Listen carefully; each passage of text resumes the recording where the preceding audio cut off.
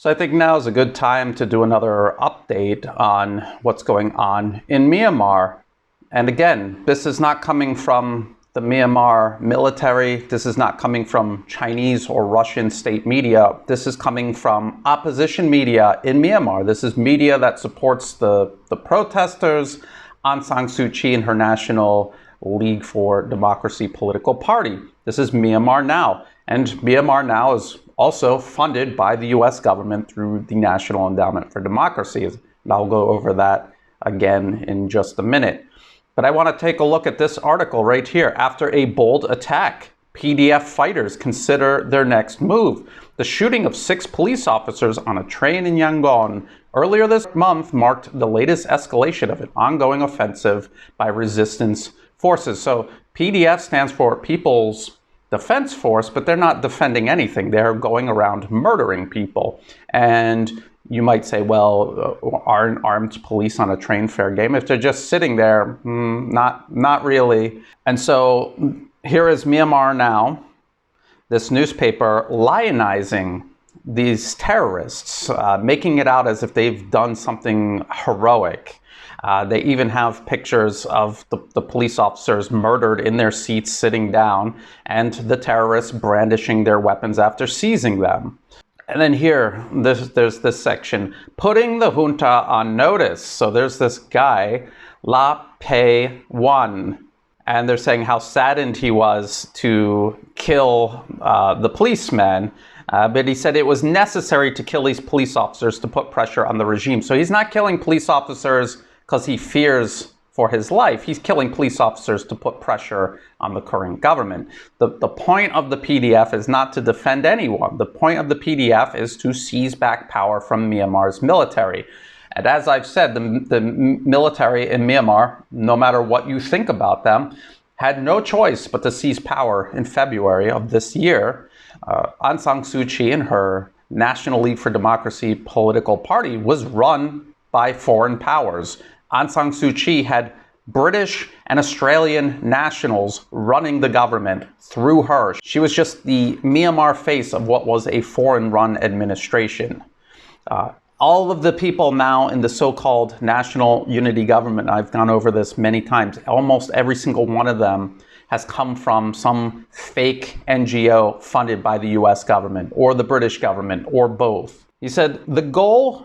And so here is La Pei Wan. This is him. This is what he's saying. The goal, he explained, was to put the regime and those who support it on notice. He warned that the resistance would be relentless in its efforts to restore civilian rule under a new constitution. We would like to tell the military council that all of our attacks will be neat and clean without leaving a trace, just like this one. Then he's claiming that he has the support of the public, but that's debatable because does the public really support the PDF in Myanmar, these armed terrorists? Or are they afraid of the PDF because they've been going around killing everyone who they suspect is working for the government? And you don't believe me that that's what the PDF is doing.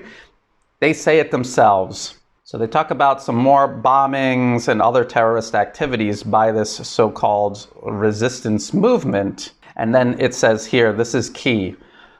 Under normal circumstances, railway police would not have been as heavily armed as the ones who were targeted on August 14th. However, since the coup, the regime has mobilized all forces under its command to help it crushed the resistance. According to La Pei Wan, that means that anyone in uniform who continues to work for the junta, including traffic police, firefighters, and even Red Cross workers, is fair game. So this is La Pei Wan of the People's Defense Force openly admitting that he is violating the Geneva Conventions. He is committing war crimes as part of this terrorist campaign. He and Myanmar Now and the rest of the Western media are trying to depict as some sort of heroic pro-democracy armed resistance force. Does this sound familiar to anyone? It should. This is what the terrorists in Libya and Syria were doing, and this is exactly how the Western media tried to spin it for years and years before it just became open knowledge that they were all head-chopping psychopaths, literally fighting under the banners of Al-Qaeda and the so-called Islamic State. And these are policemen who were not out cracking down on protesters. Their only purpose was to keep things safe on the train. And so these terrorists went on the train and murdered them. And they put in danger all of these civilians. And if a civilian died, do you think that they would have admitted it? Or that Myanmar Now would have focused on that part of the story? And the answer, of course, is no. Another one of these heroes, one of these railway workers who quit his job to join the civil disobedience movement, this is what he says. "It's sad to be honest," said the railway worker, before adding, "they should have taken part in the CDM." So don't take part in the CDM. You will be murdered by these terrorists. That is their message. At the end of the day, they were working for the dictators. That's why they were killed. So this is the opposition, the resistance in Myanmar. They're armed terrorists who will kill anyone who disagrees with them. And this is how Myanmar Now, funded by the US government, is spinning this. Now, before I go back into the evidence of Myanmar Now being funded by the US government through the National Endowment for Democracy, it's no secret, but just go to the front page of Myanmar Now and then look at stories like this. So we just saw what these PDF, these People Defense Forces, are doing. So then there's headlines like this: families fear for nurses detained over accusations of PDF ties. Well, if you're working for the PDF, it's just like if you were working with Al-Qaeda or ISIS. It doesn't matter which role you're working with them in. They are a terrorist organization who openly admit they're going to murder anyone working for the government. Even if you're a nurse and you didn't join their civil disobedience movement, they will kill you. If you're a teacher, if you're a student going to a government school and ignoring their civil disobedience movement, you're fair game. They say so. And again, don't believe me. Here's another Myanmar Now article. Again, not Myanmar military media, not Chinese or Russian state media. This is US government-funded opposition media who back the opposition in Myanmar. As spat of killings continues, anti-junta forces warn of more to come. Elements within the anti-coup movement are increasingly turning to guerrilla tactics to resist junta's repression. This is from June 3rd, 2021, this year. And I've gone over this many times.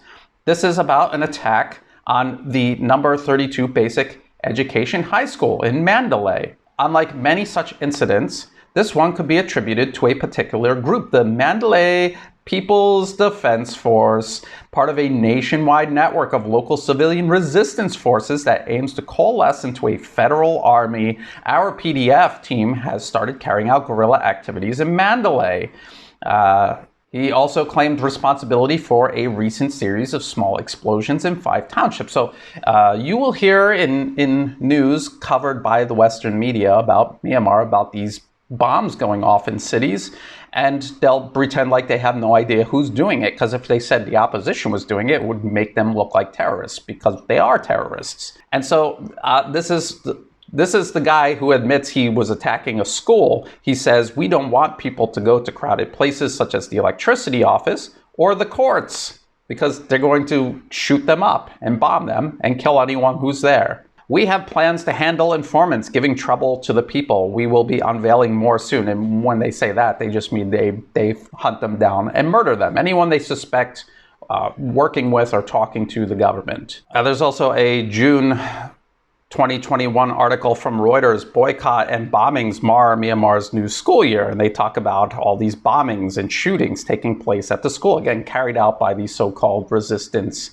fighters. And they talk about how not even half of the teachers joined the civil disobedience movement. If teachers are not going to school, it's because they're worried they might be murdered by these terrorists. Here, this is the climate of fear that these so-called pro-democracy resistance fighters have created inside Myanmar. Teachers are also afraid. Some teachers go to school in normal clothing and change into their uniforms only inside the school. Why are teachers so afraid to travel in public in their uniform? Well, because the terrorists themselves, the US-backed terrorists that Myanmar Now is trying to pretend are heroes, they said anyone who is in uniform is fair game. Traffic police, firefighters, and even Red Cross workers. So if they're going to kill medical workers, why wouldn't they kill a teacher working for a government school? So all of the pieces are coming together. The media is going to continue spinning this for as long as possible.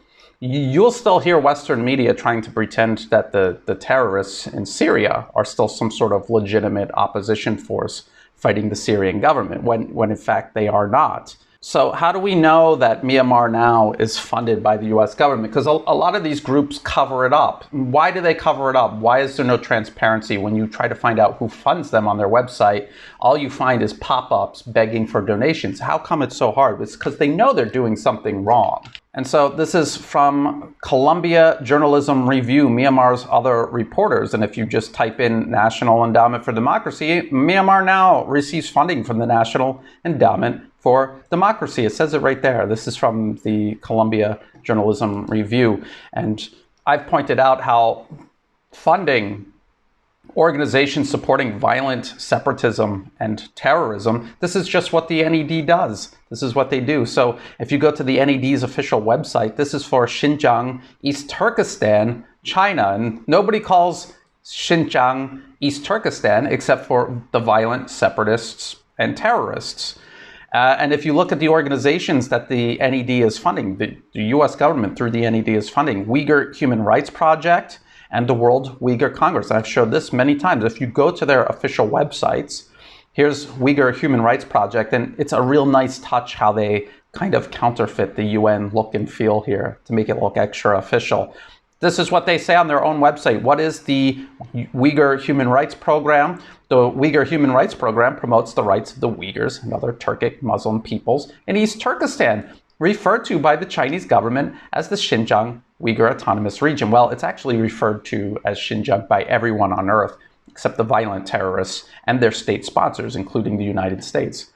World Uyghur Congress, very similar story here. So under their mission statement, it says the World Uyghur Congress declares a nonviolent and peaceful opposition movement against Chinese occupation of East Turkestan. So here they're saying that it's nonviolent and peaceful, which is a lie. They have to say that, but they're openly coming out and saying that they think this is East Turkestan and that China is occupying it. It is a separatist organization funded by the US government. And here in Thailand, where I'm based, we have Isan Record, the Isan Record. This is a fake newspaper founded by two white Americans and then handed over to another white American named David Struckfus. And all he does is sit around and promote Isan identity. And what does that mean? So Isan is the northeast part of Thailand. What he does is try to emphasize all of the differences the people in this region of Thailand have with everyone else. And this is a stepping stone towards separatism. If you go to their website, the logo is literally the northeast region kind of separated off of the rest of Thailand. And this is what the US is doing through the National Endowment for Democracy, and this should surprise no one. It's a modern day empire. This is what empire has done all throughout history. They work their way into a targeted country. They find any kind of fault line they can, and then they try to put as much resources into developing that fault line, dividing and destroying the country so that they could rule over it. A divided country is weak and is more easily controlled and exploited by empire. This is what the US is doing. So that is the purpose of the National Endowment for Democracy and other organizations like it, whether it's USAID or if they're private corporate-funded foundations like George Soros's Open Society, and then there's many, many others that we could, put on a long list. And no country should tolerate this. The United States would never tolerate another nation funding organizations and fronts in their own territory doing this, and no other nation should tolerate this either. National security laws need to be passed around the world, and especially in Southeast Asia, to put an end to this, to cut off the funding and to close down these organizations that were taking the funding. And if you want an extreme example of where all of this is headed, if you don't get it under control, just take a look at Myanmar Now and open admissions by the so-called People's Defense Forces of their campaign of terrorism to kill everyone, including nurses, anyone working for the government. That's what they'll do. This is the final destination of US-funded opposition groups in any given country, is to divide and destroy. This is what empire has always done, and it's what empire is doing now. Don't fool yourself into thinking that the US is just looking for friendly relations and they're promoting democracy inside your country. They're not. They're doing empire. If you thought this video was useful, please like and share it. Think about subscribing. It's free to do and it helps the channel grow. I have a website, newatlas.reports. All of my articles and videos are there. If I get kicked off of YouTube, I can still embed videos there from other video sharing platforms. There is no paywall and there never will be, so please bookmark it. Check it out from time to time. All of my work is going to be there and you can follow along. In the video description are the links to all of these articles that I've just went over, as well as for ways you can help support my work, to people who are helping support my work, whether it's through Patreon and supporting me month to month, or through one-time donations, or even if you're just sending me news tips, liking and sharing my work. Thank you so much. Without that help, none of this is possible. And as always, thank you for watching.